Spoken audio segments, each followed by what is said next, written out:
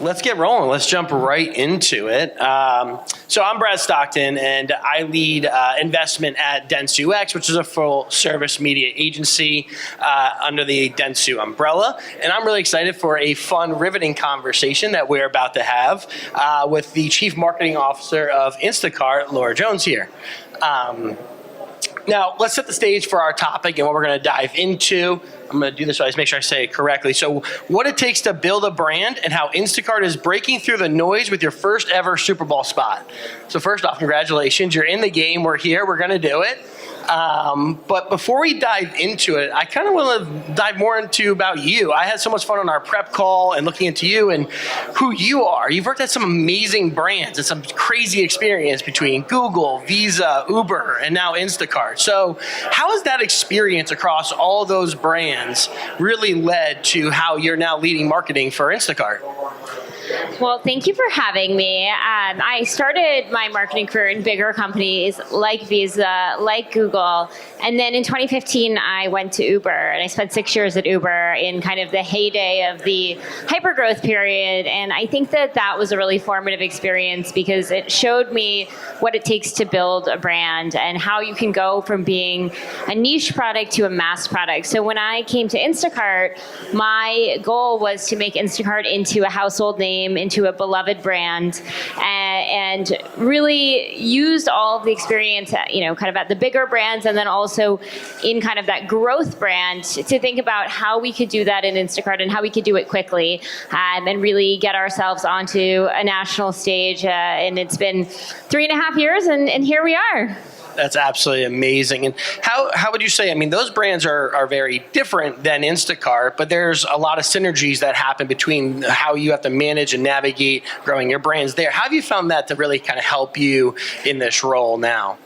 For me, the connective tissue between all of them is just the utility. These are all things that we use every day. You use your Visa card, you search on Google, you take Ubers, and you order Instacart. They're things that I was a customer of before I worked at these brands. And so I think it's a real privilege to get to work on a brand that does show up in the day-to-day lives of so many consumers. And it really has shaped my thinking about, how do you take a functional role that you might play and make it into a bigger, more emotional role. And that's really informed a lot of how I've approached the role at Instacart. It is not just about the utility of getting your groceries delivered, but how do you make it a relationship where people actually care about the brand, they want to continue using it, they want to advocate for it, tell other people about it, so that even if someone else comes in and over time develops that same utility, that you have a deeper connection because your customer knows that you're here for them. That's awesome.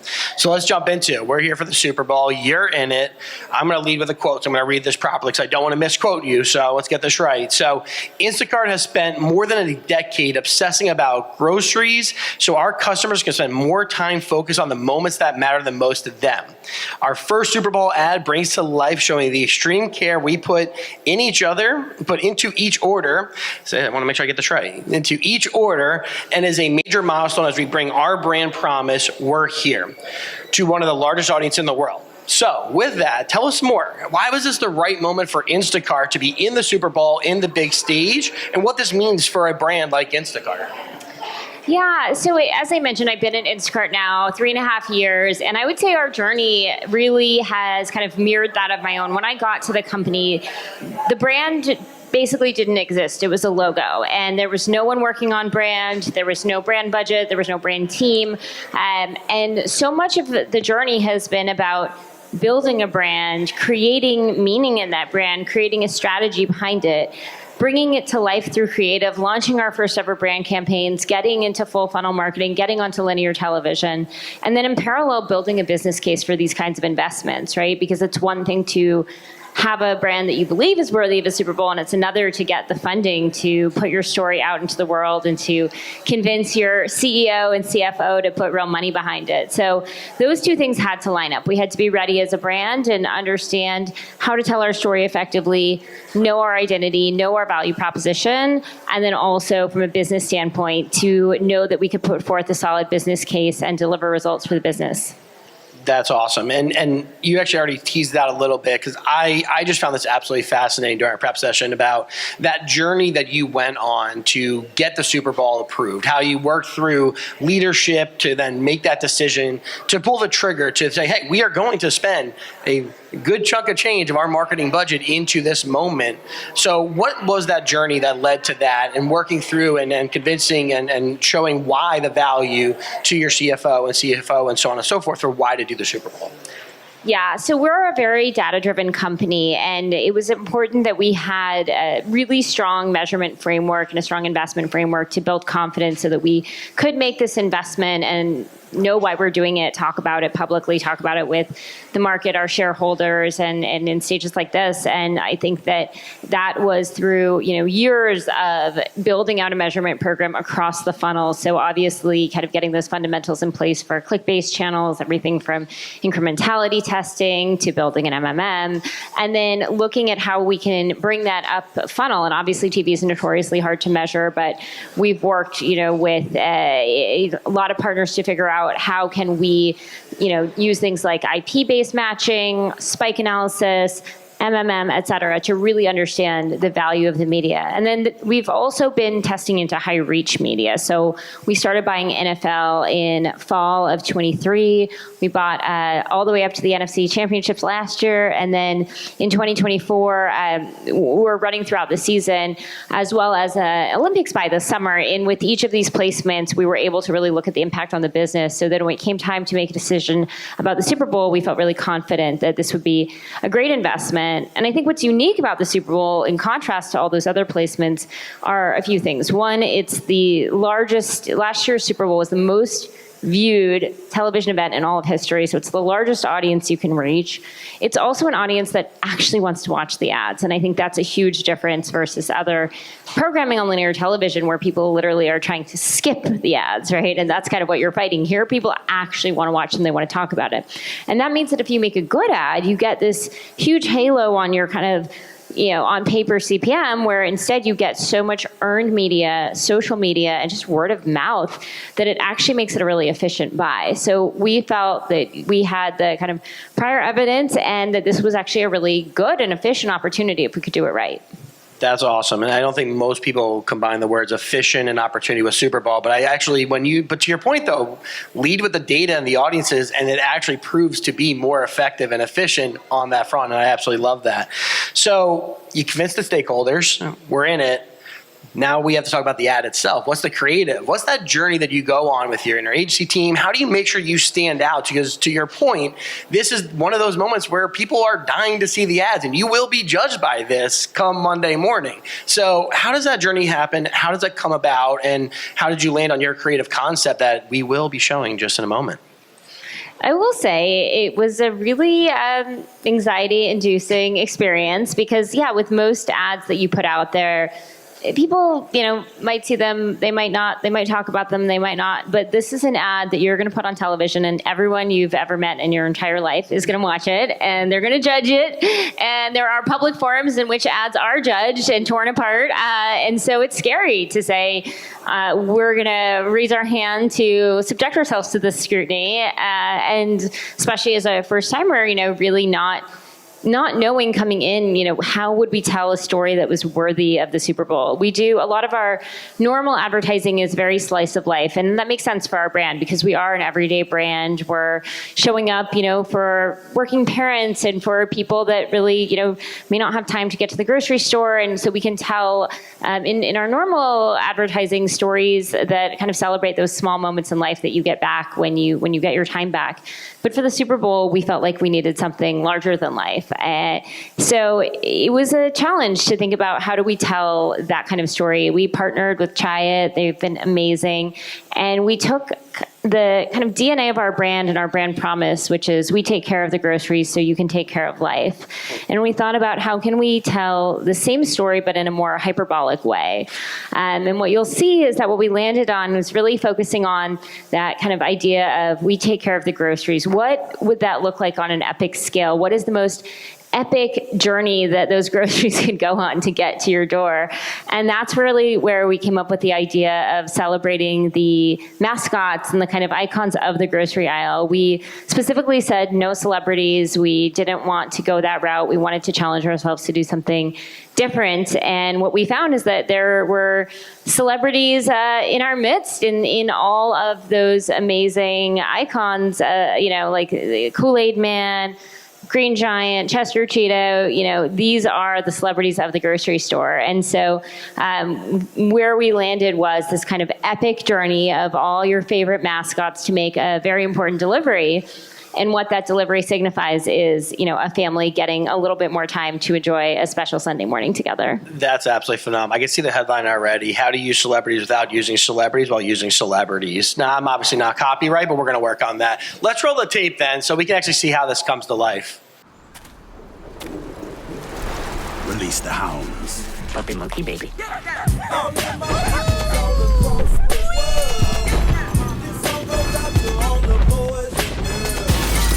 yeah.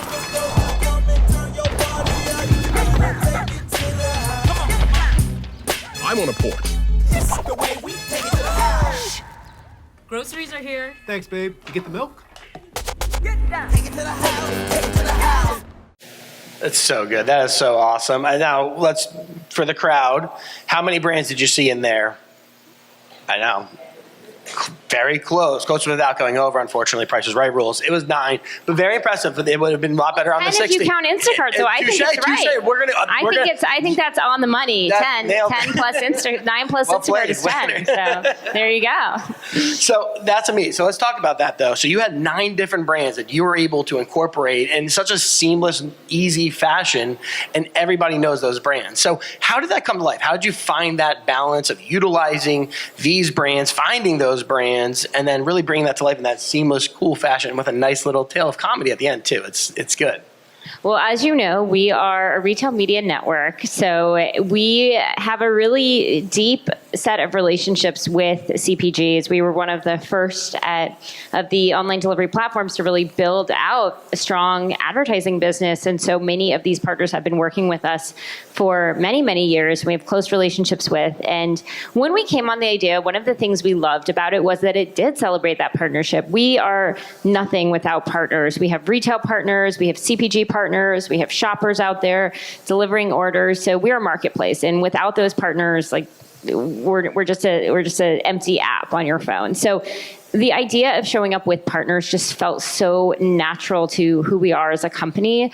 And then it really, we were in this great position where we had existing relationships. Todd Kaplan had previously been at Pepsi as the CMO of Pepsi and is now at Kraft Heinz. So he was certainly one of the first calls we made. And, in this spot, you see the Heinz Wiener Dogs, Kool-Aid Man, and there's a deep partnership that we already had. And so when we pitched this idea, he was like, yes, let's do it, and let's make it bigger. So right now in New Orleans, actually today, if you order on Instacart, you might get your order delivered in a Wienermobile with some of these mascots, because Todd and the team at Kraft was excited about how can we go even bigger, take this beyond just the spot, and kind of make this playful, kind of joyful idea accessible to regular consumers. And so we're doing this in New Orleans, in Kansas City, and Philadelphia this week, these surprise and delight Wienermobile deliveries. We're doing giveaways. So we did free Oscar Mayer wieners in the app. Tomorrow is free Cheetos. Today is free Hellmann's mayonnaise dips. So we've really tried to lean into those partnerships, not just for the spot, but also just to create a broader ecosystem of content and really give everyone a way to kind of tap into what we're expressing here in this ad. I love that. I'm going to jump to one of these other questions before our order. So I'm sorry if I'm just going off script now a little bit. But you mentioned retail media, and it's such it's a hot topic in our world, in our industry right now. So let's talk about the broader business impact, like bringing this to the table, how that's actually helped your business, not just in your day-to-day sales on the B2C side, but the B2B side. 100%. This was not just a B2C play, it's also a B2B play. And of course, we have all these amazing partners in the ad. Many of them increased their ad spend on our platform in preparation for Super Bowl. Firstly, because it's just a huge purchase occasion. It's one of our biggest weeks of the year as people are getting ready to host a bunch of folks in their house. And also knowing that their brands would get this extra awareness, they really wanted to capitalize on that. What was even more amazing is that some of the brands liked our creative so much, both our teaser and our spot, that they actually decided to run it in our app, in our sponsored video product, as well as off platform. So we have brands running it on Meta, pointing back to Instacart. And it's such a win-win because we made this spot. We're getting, personally, as a first party, we're getting a lot of usage out of it. Our partners are getting usage out of it, both off platform and in our app. And when those ads convert, it's a win for both of us because the CPG gets a sale and we get that transaction revenue. So we like to say at Instacart, this concept of growing the pie. And I think that this ad was just a representation of what that means to us, which is we can create more value for all partners involved and really win together. So awesome. So you already teased out a little bit of this, but I almost want to dive a little bit further into it. It's not just about being in the Super Bowl. I mean, that's a core piece of it, of course. You got to be there to win. But how about leading up to it? And the more you guys are doing, I saw a lot of the Instagram, what you've been doing on social, and then also post-campaign. How do we still continue the momentum of what you're investing there to make sure that it pays off throughout the full year? Yeah, so I kind of like to joke that this week is before the Super Bowl is actually our Super Bowl for that exact reason that I mentioned, that people are hosting. And so they're stocking up on snacks and supplies. And so it's really for us as much as Sunday is, the moment when the ad airs, like these days, today, tomorrow, Sunday morning are those critical moments for the business. And so we absolutely viewed this as a campaign that would culminate in the ad and that would start. We actually kicked this off at the NFC Championships when we ran the teaser, which also features Old Spice Man and Pillsbury Doughboy and the Heinz Wiener Dog. So that one was pretty fun in its own right. And that kind of kicked off this campaign. We kind of announced that, we're in the game and we're going to have some fun with mascots over these next few weeks. Then we took all the mascots that kind of had a reasonable physical manifestation that we could, get together on the ground. We went to Jimmy Kimmel. We did an integration there, helped Guillermo throw a Super Bowl party.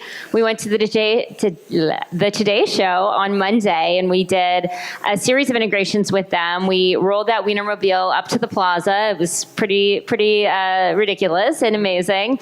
And then we kind of let the mascots loose in New York City, and that goes to the influencer piece. So we had this idea where we just thought it would be hilarious if Kool-Aid Man were just kind of like nonchalantly walking down the street in New York City and like what would happen. And so we decided that we would literally have these characters kind of have a walkabout, let them loose in the wild, and kind of tap a few different accounts to help us amplify this. Because certainly I think the people on the street were excited to see them, but we're like, we want to reach a broader audience than, whoever happens to be on this block. So we partnered with Subway Creatures and What is New York. We're doing some partnerships in New Orleans with other influencers and creators to kind of just share the levity and silliness of, trying to get Doughboy into a cab or, Kool-Aid Man to fit through the subway turnstile. So we just felt like this was a fun idea and we wanted to amplify that fun as much as we could. It's awesome. It's awesome. It's so fun to see that come to life and not just be the spots and dots trying to sell. It's just really pushing out and create experiences for the consumer to then resonate with. But let's go to the numbers now. You mentioned earlier, it is about accountability. You're a numbers company, a data company at the core, and we really think about it as a tech company. From my background, dentsu X, we believe in accountability. We need to have outcomes for everything we do. And outcomes can be different from one to the next. So how do you look at this moment, the Super Bowl, the lead up, the post? How do you deem success through measurement of your activation here with the Super Bowl? Yeah, so the success metrics we set out are actually the same ones we take for our entire marketing team for the year. So brand, growth, and revenue. Those are our three pillars as a marketing team. We always need to be growing brand awareness, growing brand affinity. We need to be driving growth, and we need to be driving revenue because we are a four-sided marketplace, the B2B business. So this is no different. We're looking at metrics on awareness. We're looking at various upper funnel metrics and watching if we can move those at a static way. We have top line growth impact goals that we'll be monitoring and looking, can we lift transaction volume, relative to baseline? And then of course revenue. We had revenue targets for the Super Bowl as we do every year, but with this ad being in the ecosystem, we wanted to meaningfully increase that and have already done that. That's the one we can actually see before. The other two we have to wait and actually look at afterwards. But so for us, if we can move the needle on all three of those dimensions, then this is going to be a slam dunk. And I think the good news is either way, there's going to be a lot of learnings. It's the first time you do something, it's never going to be totally perfect. So we're excited to see what we can measure, what we can learn, and how we can optimize from there. I think you're definitely on the right path to be at almost perfect. This is pretty impressive what y'all are doing. So I want to pivot really quickly on the core of this topic, which is about brand. You have a really interesting positioning in the marketplace as Instacart because your brand is to make sure the consumer knows they can go and purchase through you as Instacart, but your brand of brands is what you also represent. So how do you define brand at Instacart, and what is that growth, and how do you use that to make sure the consumers are aware of who Instacart is for who to purchase from? It's an interesting question, and I think that in some ways that was the question that we spent these first few years really grappling with. We're not just a product that you can, be like, here's the thing, buy the thing. We're a service. So it's a little harder to communicate that value proposition to the consumer. So we really grounded the way we thought about brand in insights and really went to our consumers to understand what is special about Instacart. Why do people use it? Why do they stay loyal to Instacart? And what we hear time and again is really about this ability to get time back and what that unlocks for you as a human, frankly. I'm a working mom with 2 kids and was an Instacart customer before I worked here. And I think what I value and what's many of our customers play back is just this idea that there's never enough time in the day to get all the things you need to get done. And when you can get back those moments, when you can get back 2 hours on Sunday that you used to have to drive to the grocery store, park, get your kids in line, all that, goes away, and you can just kind of have a little bit more time with your family, that really is the value proposition. And we had to really think about how do we make that ownable, because there's a lot of brands that say they can give you back time. And that was actually something that took us a while to think through. And where we really landed is that it's not just the time, it's the fact that you can still take care of your family with the way you're placing that grocery order. You can still get that perfect thing that your son loves or your daughter loves. You can not just get that time back, but you can also be confident that whoever is shopping for your order is shopping the way they would shop for their own family. So it's not just the time back, it's the mental load of knowing that you've taken care of your family, you've gotten them all the things that they need, that shopper is going to take care of you, and you get that time back. So we like to summarize that kind of little walk I just went on as we take care of the groceries so you can take care of life. That's absolutely brilliant. All right, so let's get to the hard-hitting question then. The one that really matters. Is Taylor Swift going to get engaged after the Super Bowl? Well, I will tell you, my 9-year-old daughter is very excited that I'm going to be in the vast vicinity of Taylor. And she was like, do you think you're going to meet her? And I was like, I can guarantee you I will not. I can't tell you much else about what will and won't happen this weekend, but the one thing I can guarantee you is I will not be meeting Taylor Swift. I think that it was funny. She also had that same question at the end of the Eras tour, and I think I was watching. I think they have their professional careers, and I hope that if they do get engaged, they do that in a way that's just for them and not in front of a world stage like that. Yeah, that's such a great answer. You know what? We'll see. I'd love to be surprised. I mean, I'm not going to lie, that would be pretty epic. And we would be there for it. So we would be there, yeah. And we'd probably be invited to the wedding too. I don't see why we wouldn't be. At that point, we're family. Everybody is at the Super Bowl gets to go, is what I heard. Thank you so much. I could spend an entire day, year, month talking to you. You're absolutely so impressive. This was so cool. Congratulations on being here at the Bowl and then everything else that's about to come with it. But thank you. Thank you.